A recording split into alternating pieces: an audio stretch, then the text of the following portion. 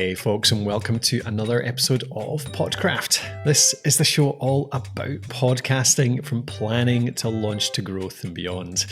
Just to say, if you're looking for help in starting your show as well, we're here to help. Just go over to thepodcasthost.com/help for personalized coaching and mentoring if you need it.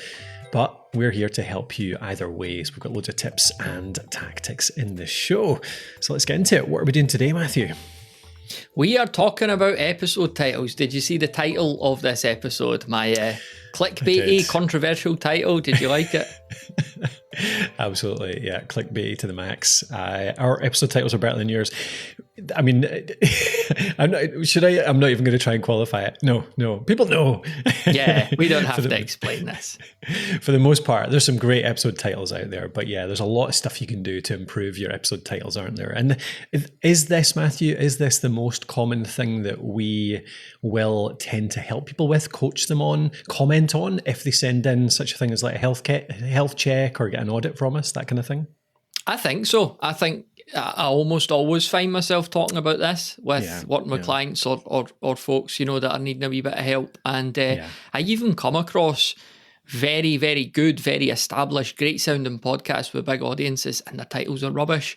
Totally. So it's not just I don't think it's just a beginner or early stage issue. I think most shows could benefit from sprucing them up a bit. Absolutely, definitely. And I think there's almost a curse of being really popular, like having a big show as well, whereby you can get away with bad episode titles because the show has a reputation anyway. So people listen to the show in any case. You don't have to do the optimization around the titles that really benefits smaller shows. But even those big shows, I reckon it would really help. But the trouble is that then serves as an example for the smaller shows, doesn't it? So people look at those big shows, they see those episode titles, they see all the little things that we're going to talk about that can really mitigate like how effective your title is or how well you can drag people in. And then people learn from that and they repeat it. So yeah, we're going to dig into all the things that we see going wrong, aren't we? Yeah, so like you're saying there, we'll talk about why episode titles are essential to the success of a podcast. Funnily enough, I'm just talking about successful podcasts not having good episode titles, so that's slightly contradictory, but stick with me. We'll also go through they'd be more successful, Matthew, if they had better titles. Exactly, yeah. There's always room for improvement, as we're constantly saying. Some best practices as well. We're going to get into that, aren't we? Absolutely. Yeah, we've got loads of things in here around things like, the length, the word count, what to include in it, how to think about structuring your episode titles, all that kind of stuff. And then we've got 13 of the best episode title structures as well. You've got a bunch of them here. Yeah, and as always, as is the theme now, I've tried to shoehorn in not an acronym, a framework. So we're going to see what that is. I'm just trying to get more elaborate with these as the weeks pass, but a big side benefit of this really is as well the content ideas. It's not just the titles themselves, but the titles, the title formats, the title structures are just going to give you like endless ideas for new episodes. So I think this is a big side bonus. It lends itself to that, doesn't it? It's almost a prompt. These sort of title structures, they're a prompt to be able to create more titles, and that themselves generates ideas. So yeah, that's cool. All right, let's jump into it. So what is the role of an episode title then? What is our goal with an episode title? Because this totally leads us towards how we actually put them together, doesn't it? Yeah, and I don't know that we need to over-explain this, but there are a couple of obvious ones, like grabbing the attention of the viewer as it is at the moment, when they're looking through their app, and just communicating that value straight away, isn't it? Yeah, it's telling people what they're going to get from it, isn't it? It's like, I've said this many times before, like people inherently, we're all a bit selfish. We all want to know what's in it for us. It's because our time's valuable. Like we don't have that much time. There's other things we could be listening to or doing. So we need to know what's worthwhile in this show to make it, worth that time that we're going to spend on it. One of my favorites is like around that setting expectations as well, like making sure that you put into that title what people are going to expect from it so that you're then going to hit it and really satisfy them from that. So that kind of gets away from the totally clickbaity where you never actually deliver on what you claim is going to arrive from the title. What else have we got in here, Matthew? Yeah, I mean, discoverability, it all factors in, like what we've just talked about, factors into discoverability as well. And SEO, like people are, a lot of podcast listeners, their go-to way of finding content is searching topics in apps. And you want your episodes, if they're relevant to that search, you want them to appear up the top. So good titles are going to help you to do that. And I suppose that, again, that all feeds into the sort of last big benefit here, doesn't it? Yeah, which is clicks, shares, engagement. Yeah, if you drag them in, if you give them a really easy way to be found, more people listen, more people share it, more people click it, more people engage with it. If there's a good title there, it just makes it so much easier for your audience to share it as well as, anyone else that comes across it. So yeah, all those things. That's all of our goals in a good title, isn't it? So should we just jump into it then? Best practices. Like, what do you think in terms of those kind of basic best practices? What do you think about? So character-wise, I mean, you want your title to display as optimally as possible, which means an overly long title, you might find it getting cut off. So I think around 60 to 70 characters is a sweet spot there that avoids a lot of that cutting off. So word-wise, how many words do we reckon that sort of could equate to? It kind of works out as like 6 to 10, isn't it? Yeah, somewhere in there, depending on your length, obviously. But yeah, 60, 70 characters works quite nicely for that as well. And this is one of the things that so commonly comes up is around the idea of a best practice being front loading the value in the title as well, the important words. Like, it's so how common, Matthew, do you see people putting in the episode number, for example? So episode 301, and then getting into the title. Like that first couple of words, like that's how many characters is that? It's like 10 characters you're wasting on something that really means nothing to the listeners, communicating no value, grabbing no attention, setting no expectations, zero discoverability in SEO, encouraging zero clicks and shares, all of those goals we're talking about. Just putting in that episode number for a start is it's just like, it's such a waste of space. And there's so many other ways people do this as well. What other examples can you think of from that, Matthew? Well, I was going to say even worse than that, episode number and the podcast name. So episode 100, the Podcraft podcast, like straight away, it's like, well, this is all redundant.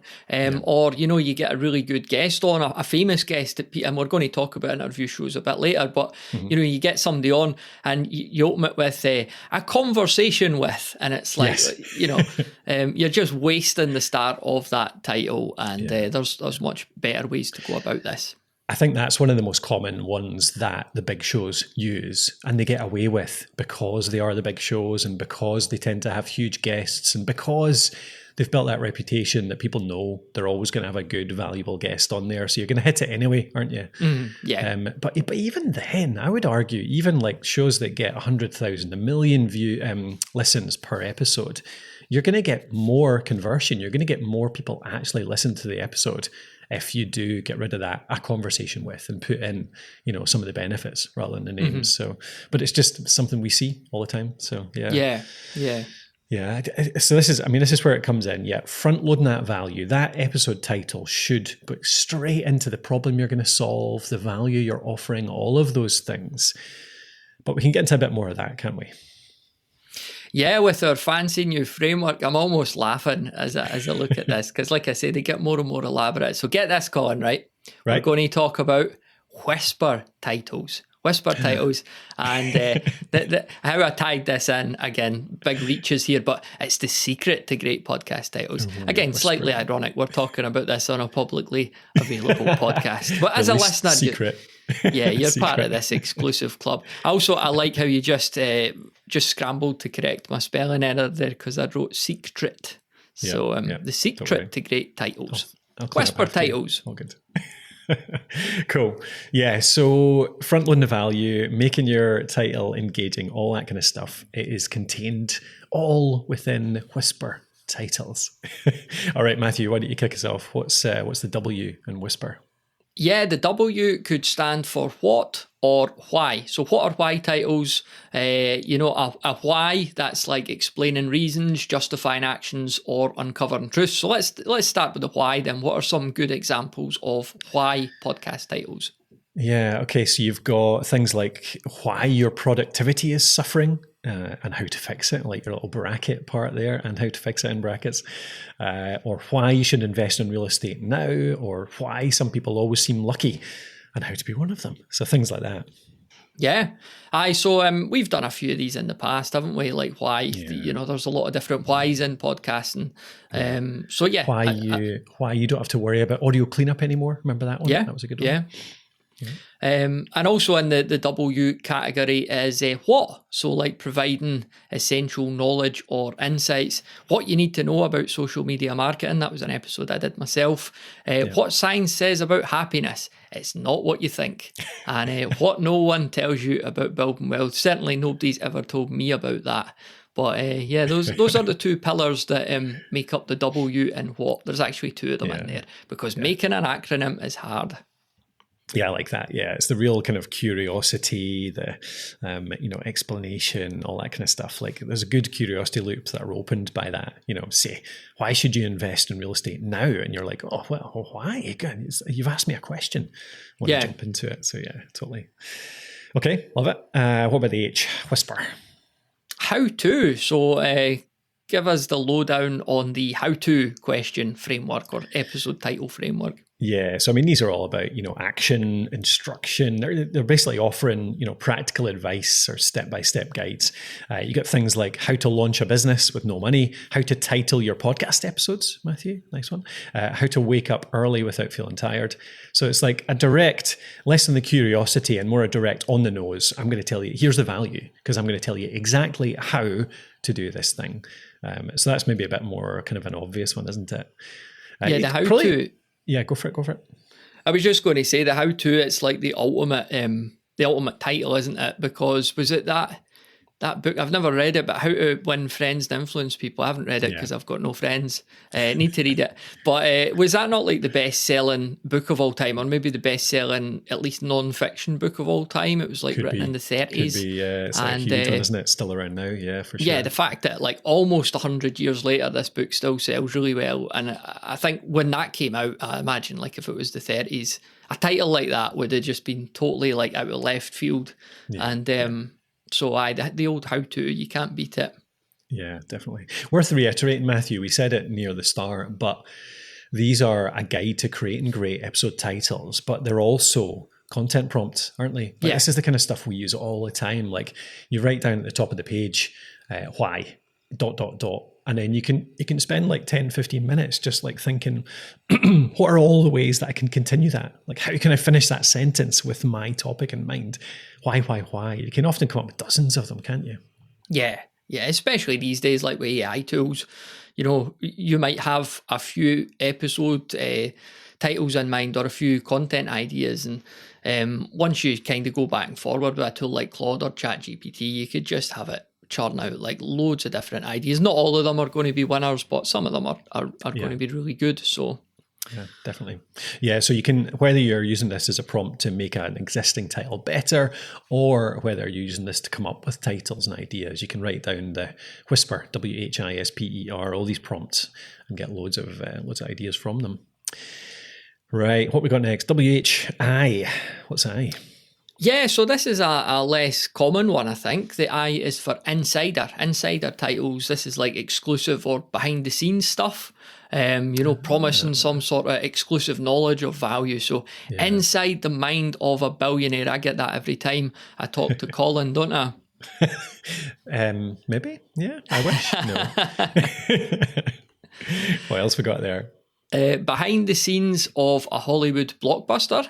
And inside Apple's secret product design process. So yeah, it's like this is almost like that exclusive club thing, isn't it? Like I'm going to hear this and be privy to some secret info that I could take away and do something with. So it's curiosity again, isn't it? Like so much of the good design in an episode title, whether it's a podcast, a blog post, anything that you want, a headline that you want people to click on and actually consume the rest of it. It's so much of it's curiosity, like raising a question, bringing up some kind of curiosity, opening a little curiosity loop, I think they call it sometimes, isn't it? So you have this unclosed loop that you just feel the real need to close because you're not sure, what is behind this title. So yeah, inside the mind, inside Apple's secret Really good. Okay, cool. Number S. Number S? Letter Number S. S. Yeah, the secret to numbering letters.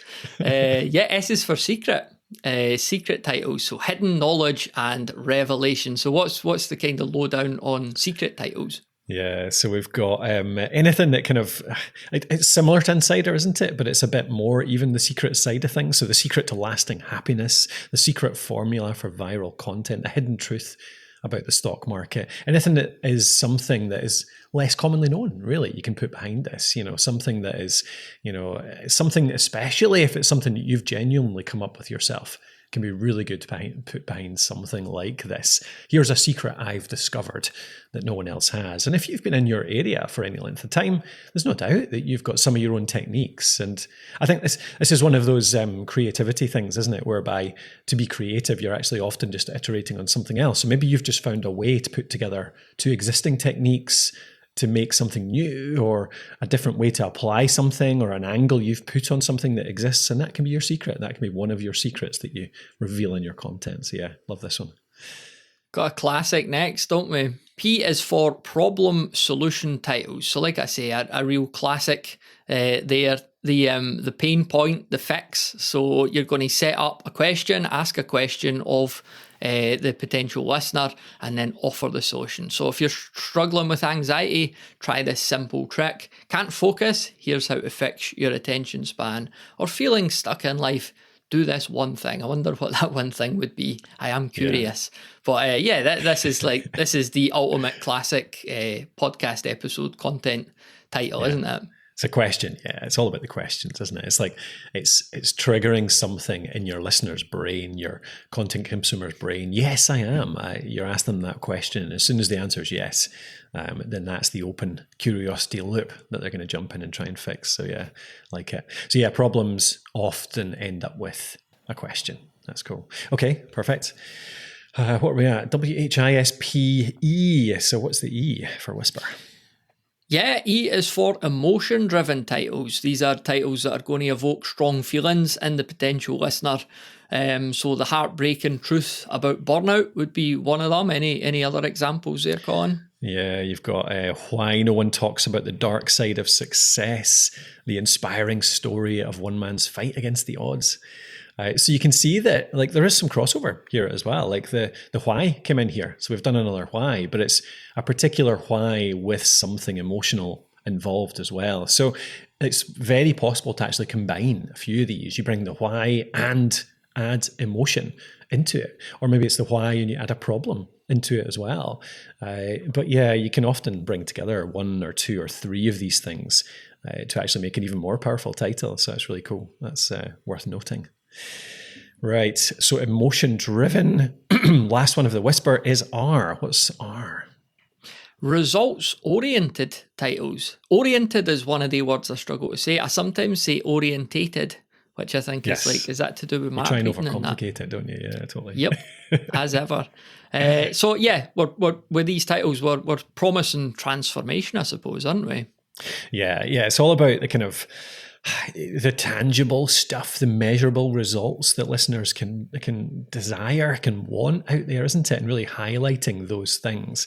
So like get fit in 30 days without a gym. So how tangible is this? How measurable? Get fit in 30 days and without a gym as well. Even like being even more sort of results orientated there because it's really orientated. I just said that because it's like adding in an extra little condition that will really identify with people, or something like double your income in 1 year without working more, or master any skill in 10 hours or less. So as soon as you can put a measurement, a number, a particular result in there, it can add a fair bit of engagement, a fair bit of tangibility, a fair bit of just sort of desirability for people to get into it, can't they? Yeah, I mean, obviously you need to back up your title here and provide the content, but it's almost this like, I'm promising you this really desirable thing, and here's just how little you're going to have to do to get it. So it's like this two-pronged approach. Like I say, you need to back that up, obviously. But people love to see this because they see it as like, oh, you know, I do want to get fit, you're right, but I can't afford the gym. And they see that and they're like, well, here is a way. So that's the R. I feel like we barely need to highlight this because our excellent listeners out there, Matthew, will no doubt know this already and never think of such a thing. But yeah, absolutely. Like there's ways, and you'll all have seen them out there. If you're listening, you'll all have seen them where titles are constructed of 1 or 2 or 3 or more of these elements, and they're just nonsense. Like they're absolute, like they are literal clickbait with nothing on the back end, no tangible material, nothing deep whatsoever. But that's the great thing about podcast. One of the things I love about podcasting is how much you can go into depth. You don't have to do all that engagement baiting, all that kind of stuff, the engagement editing on YouTube, all that kind of thing. Like you've got an hour, whatever, to get into these topics, and you can literally talk through a full fitness program that might help you get fit in 30 days without a gym. And with your experience put in there, you can definitely justify that. So yeah. I'm sure, like I say, Matthew, no need to highlight that, but I'll do it anyway, just in case. People can use these for evil, can't they? Yeah, as with anything. Yeah, people even use the Blue Yeti for evil, I'm told. But now that we're breaking the words, you know, we've done whisper, we're getting on to titles. Is it worth a wee mention for how the listener might want to work more closely with us in future? Yeah, it's been good fun, hasn't it? We've recently opened up much more consulting, coaching spots because we used to do this a lot in the early days, but we kind of ramped it down to work more on our content, concentrate on that. But we missed it, didn't we, Matthew? Like I really enjoyed working with folk one-to-one and really helping them directly with their podcasts. I'm sure you said that too. Yeah, it is good, isn't it? It's different. It's nice to just be able to speak to people as well. Like I like writing articles, I like recording podcasts and that, but see, to just sit down with somebody and it's not like a lecture, it's a conversation. So, you know, a lot of folks, even if it's not maybe part of your loose episode, your loose session plan, like they just have a question they want to ask in the moment. And it's just great to be able to answer that straight away. Yeah, absolutely. And and we've worked with so many people over the years, helped so many podcasts get started up. So it's always just really satisfying to see people getting great results that way. So if you're out there, you're looking for some help with your podcasting, we can help with every stage, really. We have launch plans that we have fully structured to take you through to help you launch with the best way possible. We have growth plans as well. So if you're stuck at a plateau, we can help you with your growth. All of this is really personalized too. So we have our structure that we can go through, but it'll be fully personalized to your show. And then there's the other end as well. There's the monetization in the business. So we've run a content business here for nearly 15 years now, earning money from the content we put out, and we can help you do the same. So if you are interested in working with us, head over to thepodcasthost.com/help. That's thepodcasthost.com/help. Fill out the form there. Let us know what you need help with, and we'll get back to you with some potential solutions. But it'd be great to hear from you. All right, Matthew, shall we jump into, what was that again? Titles, whisper titles. We're on to titles. I forgot your acronym there. Yeah, very forgettable. Okay. Not at all. Right, titles. So yeah, go for it. Yeah, so the T in titles is for trending and timely. This is pop culture, news tie-ins, current events, viral topics, creating content around that. Not just creating content around it, but signposting it as well with some compelling titles, such as, Colin? Such as why AI will replace 80% of jobs and what to do about it. Such as the gadget everyone will own within the next year and why you need one now. Or the biggest fashion comeback of the decade. Did we see this coming? Did you see it coming, Matthew? Biggest fashion comeback? See it coming, but now I'm wearing it. So there you go. And I've also got the gadget that everyone will own next year. That's in my pocket. So, which will all stand me in good stead at the job centre when AI replaces me. So exactly. We don't do a lot of these, do we? We always lean towards evergreen content. Well, not always. Sorry, I was about to say we tend to lean towards evergreen content, but actually, I have enjoyed a few episodes like this over the years. Like I remember we did one on drones because they were really in vogue, like trending at the time. We've done some AI stuff as well, obviously, as that's started to trend more. Although that's much more evergreen now as well. So, yeah, how do you see it these days in terms of our timely and trending content? Yeah, I tend to not be too keen on it purely because of that. I just like the evergreen nature of content. So again, not averse to doing the odd episode, but it's it would be low down on my list of priorities, I think, unless it was that just everyone in podcasting was talking about and you couldn't not cover it. So Yeah, and we've done that a few times. Yeah, there's stuff that comes up that you just want to cover. Yeah, for sure.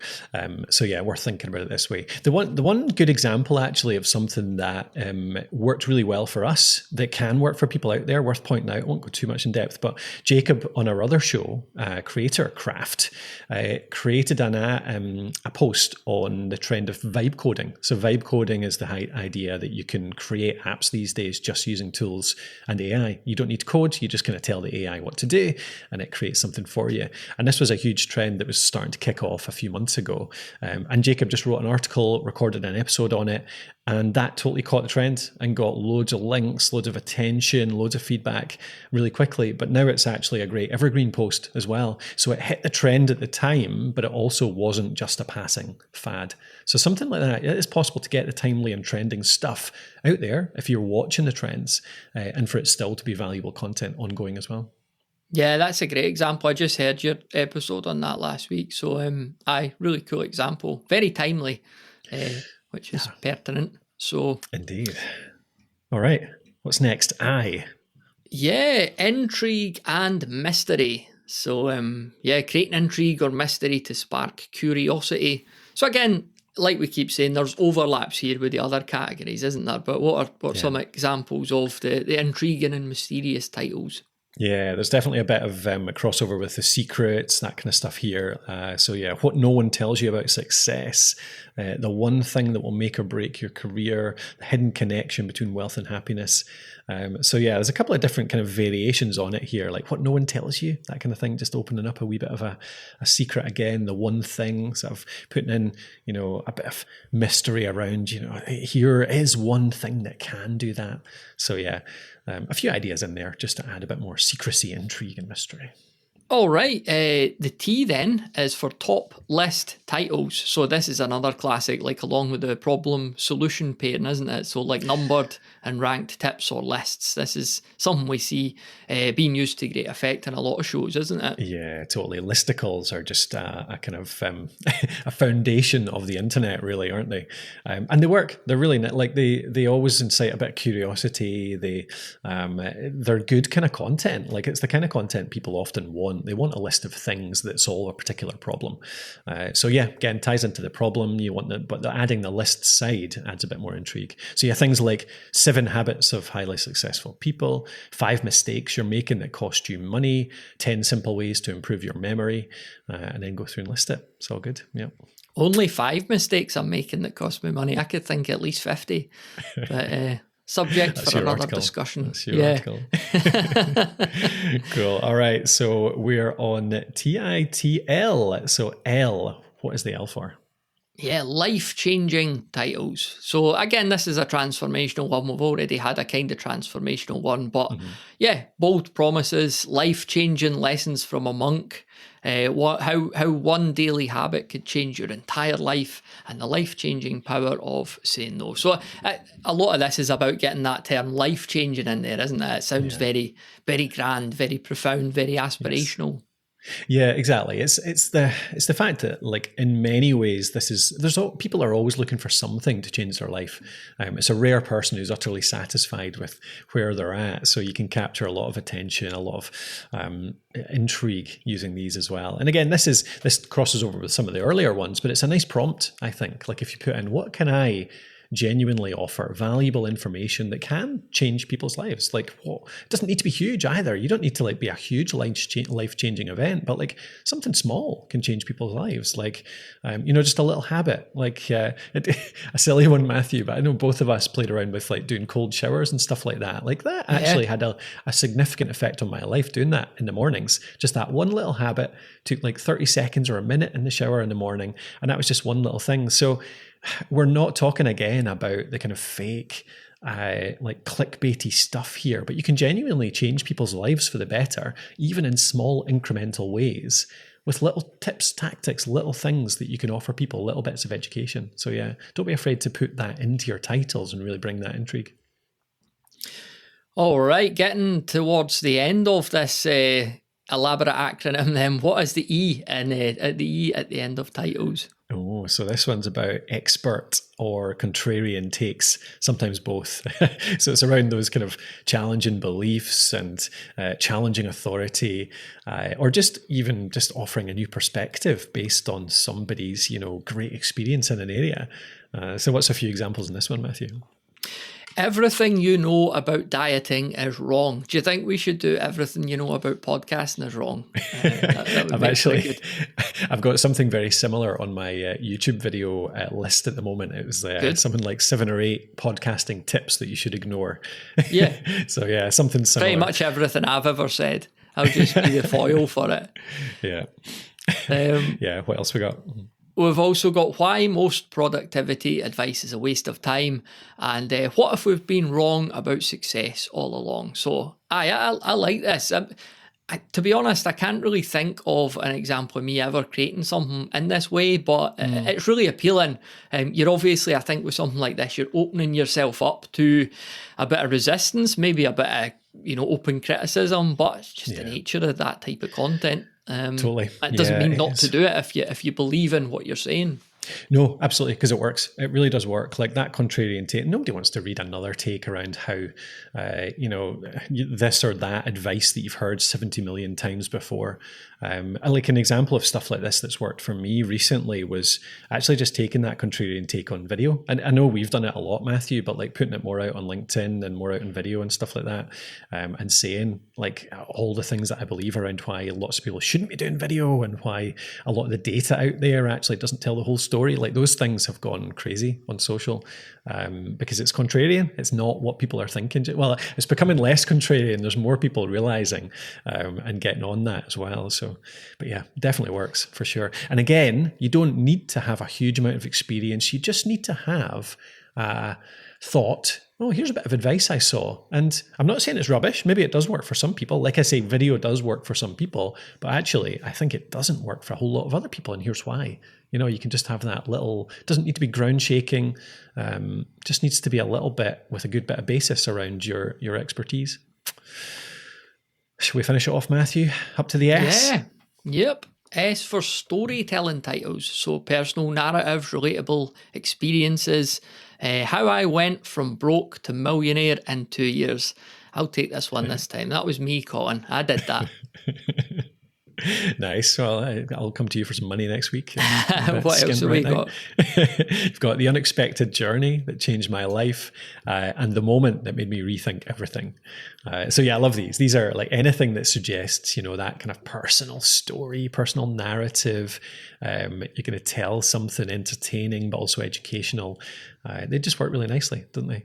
So yeah, I love that. That was really good, Matthew. I love that framework. Whisper titles.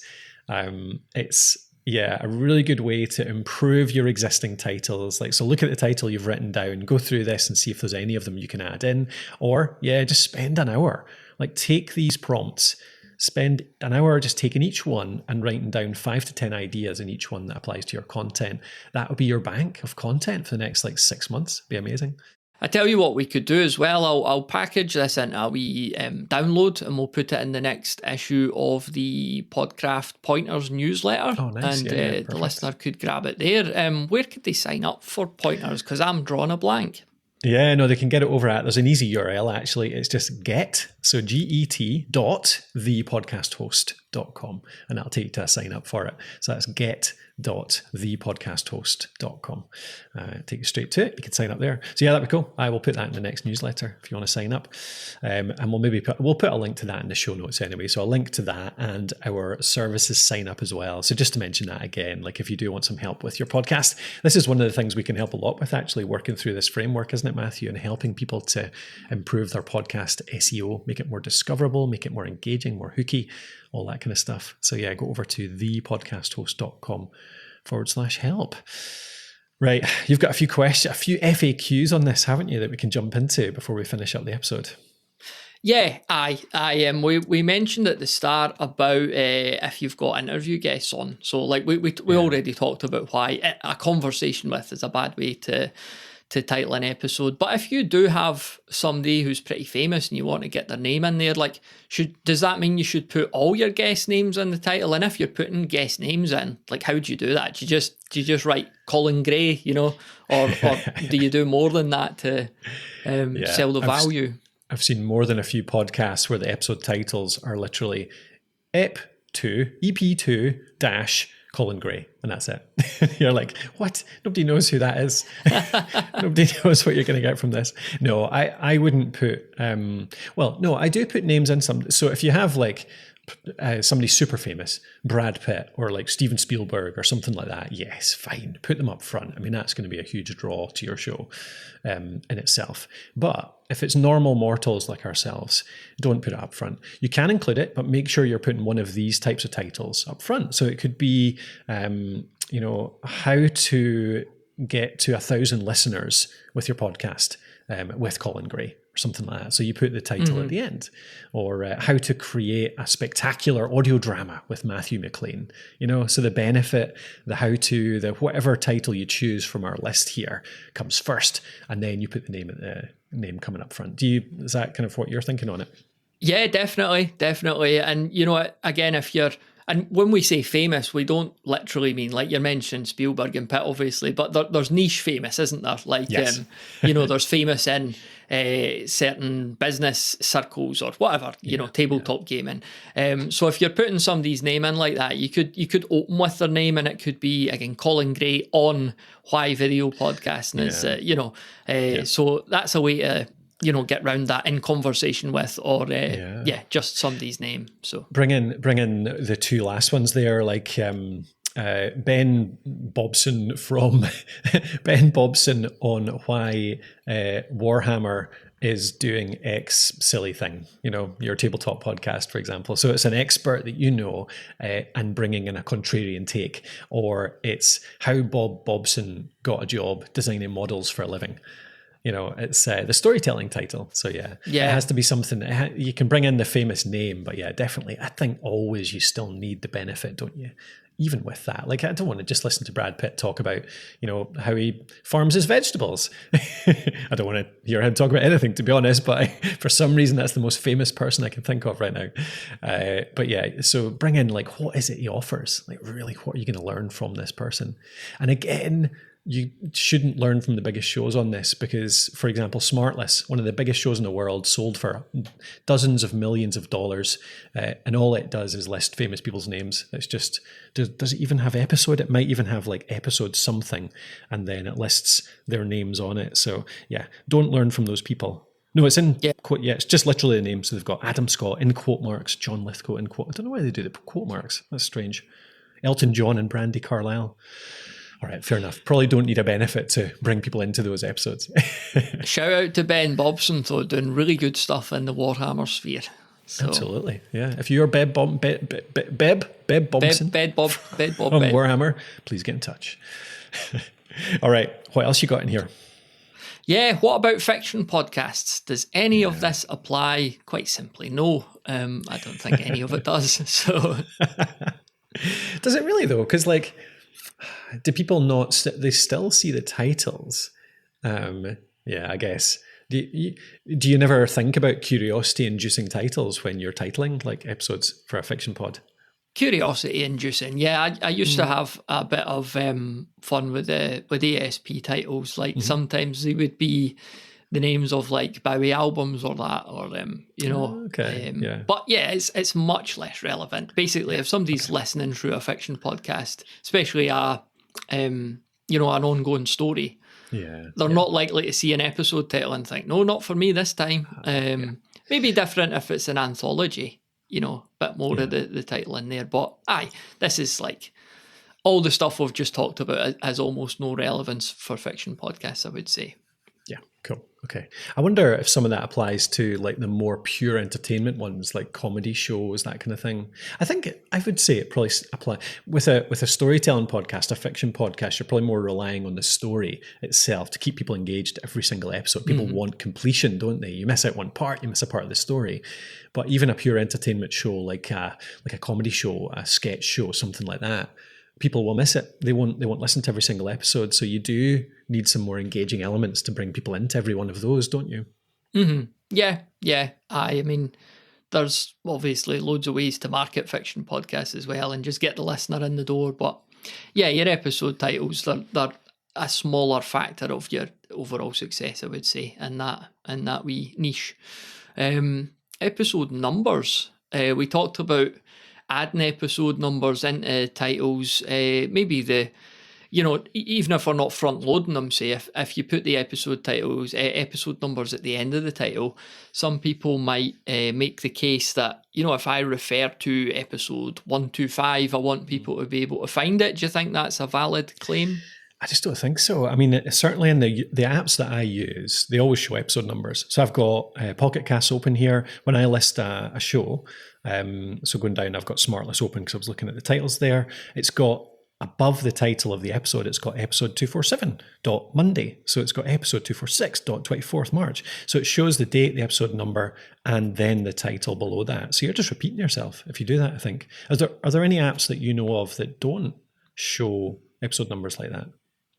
I don't know that Overcast shows them. I could be wrong. I've maybe just not paid enough attention because, remember years and years ago when Apple Podcasts /iTunes, they come out with, the episode numbering system, and all the hosting providers built that in to when you were publishing an episode. You could literally put the episode number in there and, it would format it all. But I don't know. I just think I was just going to say, irritatingly, I've just opened up Apple Podcasts, obviously one of the larger used ones, and it doesn't have them. So it's just got a date at the top and doesn't include the episode number. Mm-hmm. Yeah, I mean, I'm just thinking that if you or I were recording and we wanted to refer to, episode 98 or whatever, you'd have to be very organised to know it was episode 98 that you were talking about the thing you're referring to. And if you're that organised, you could just say links in the show notes.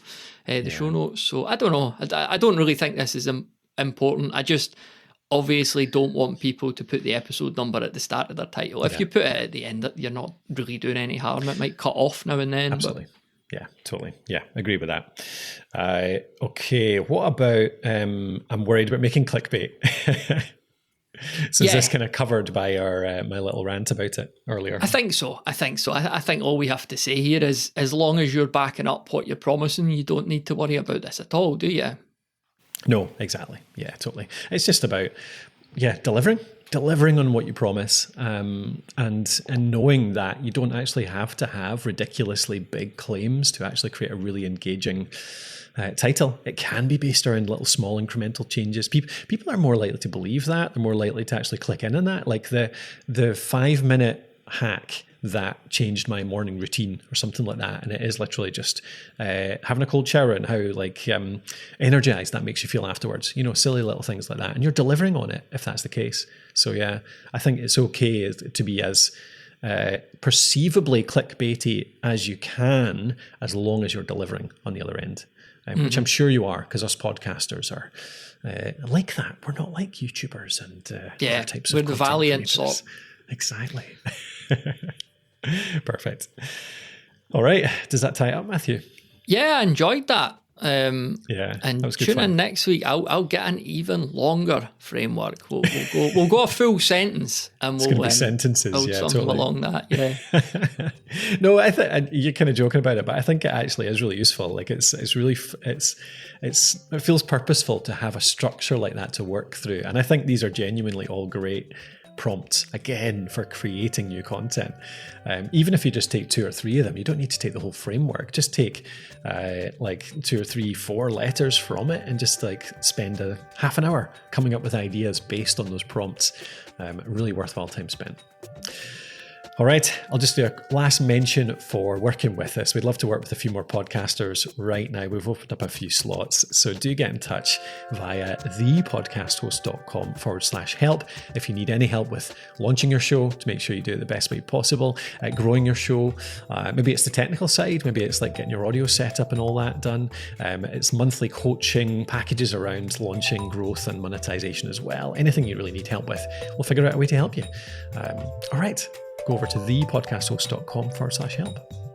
Otherwise, we'll speak to you on the next episode. I'll talk to you then.